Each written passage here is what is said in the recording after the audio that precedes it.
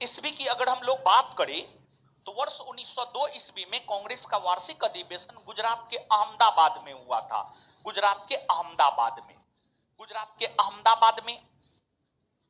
1902 ईस्वी में कांग्रेस का वार्षिक अधिवेशन हुआ था और कांग्रेस के 1902 के वार्षिक अधिवेशन की अध्यक्षता किया था आपको एसएन बनर्जी ने, सुरेंद्रनाथ बनर्जी ने किया था। और देखिए ध्यान दीजिएगा गुरुजी लोग, कांग्रेस की स्थापना में सुरेंद्रनाथ बनर्जी का बहुत बड़ा योगदान रहा है। अगर किसी भारतीय का कांग्रेस की स्थापना में योगदान को अगर देखा जाए तो एसएन बनर्जी का कांग्रेस की स्थापना में सबसे बड़ा योगदान रहा है। और उन्होंने कांग्रेस के वार्षिक अधिवेशन की 2 बार अध्यक्षता की है। पहली बार 1895 पुणे और दूसरी बार 1902 अहमदाबाद। अधिवेशन से आप अवगत रहेंगे और इसको आप याद भी रखेंगे। और याद बात बतलाया है क्योंकि एसएन बनर्जी का एओ ह्यूम के बाद दूसरा सबसे बड़ा योगदान कांग्रेस की स्थापना में किसी का रहा है तो वह रहा है एसएन बनर्जी का। इसलिए एसएन बनर्जी ने जो कांग्रेस के 2 वार्षिक अधिवेशन की अध्यक्षता की है उस दोनों को याद रखना है।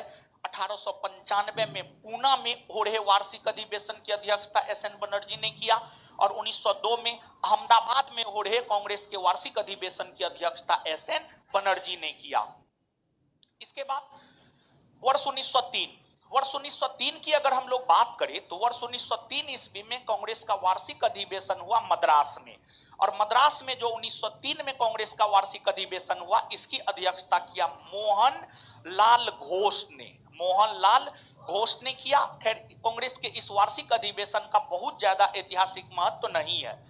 इसके बाद कांग्रेस का 1904 में अगर देखा जाए तो 1904 में कांग्रेस का वार्षिक अधिवेशन हुआ था मुंबई में। 1904 में कांग्रेस का वार्षिक अधिवेशन मुंबई में हुआ और इस अधिवेशन की अध्यक्षता सर हेनरी कॉटन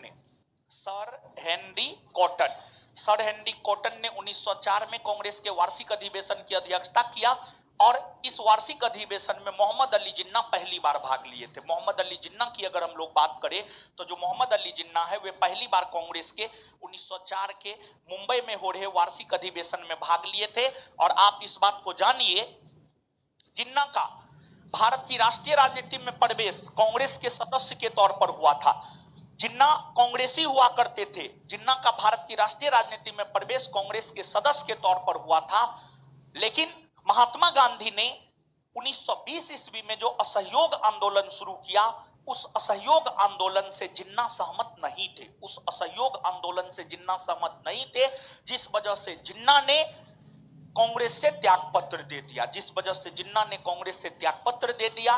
और फिर जिन्ना मुस्लिम लीग में चले गए और मुस्लिम लीग उन्हीं के इशारों पर चलने लगा।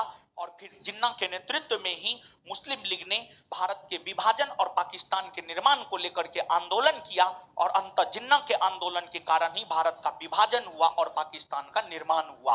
आजादी के समय भारत में जो दंगा जोरों शोरों से चल रहा था उसका मूल कारण था आपको जिन्ना, समझ गए। तो भारत विभाजन में जिन्ना का बहुत बड़ा योगदान रहा है, इसमें कतई कोई दो राय नहीं है। तो जिन्ना कांग्रेस के 1904 के मुंबई के वार्षिक अधिवेशन में जो है आपको पहली बार भाग लिया था।